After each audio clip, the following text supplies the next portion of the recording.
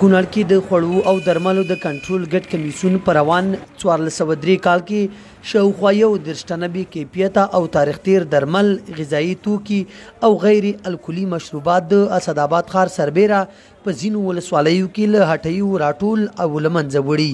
موږ د مختلفو ولسوالونو او د ښار نه په د کمیسیون په مټ باندې په مشترک کمیسیون الحمدلله دغه لاسته راوړنې وې چې تاسو وینئ او فایده کې هم د دې ولایت د خلکو نه غوښتنه دا کوو د دکاندارانو نه چې د بې کیفیته موادو راوړلو نه ډډه وکړي. او را روان کال لپاره زمونږ دا پلان دی انشاءالله چې څنګه سږکال د مواد د منځه ویوړل شو، را روان کال به د دې نه نورم خواري خپله کوو، ډېر بهتر کار به کوو. یاد کمیسیون په داسې حال کې هټیوالو ته خبرداری ورکړ چې تازه یې په اسداباد ښار کې راټول کړي نږدې 15 ټنه بې کیفیته غذایي مواد او تاریخ تیر درمل په اور وسوځول.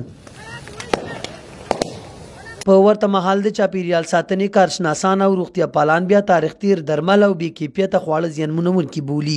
د دوی پر وینا د تاریخ تیرو درملو استعمال د خلکو ژوند ګواښي او پر چاپیریال منفي اغیز پرې باسي.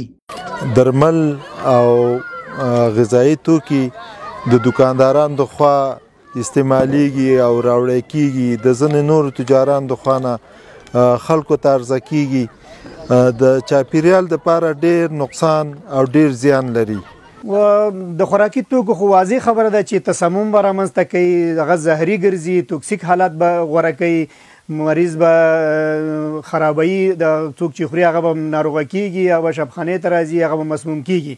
او دوا کې چې دی د دوا بعضې دواګانو تاثیر فیصدي راکمیږي، بعضې زهري تاثیر لري. په دغه ولایت کې د خوړو او درملو د کنټرول کمیسیون وایي د بې کیفیته خوړو او درملو د راټولولو دا لړۍ به نوره هم همداسې ګړندۍ وساتي.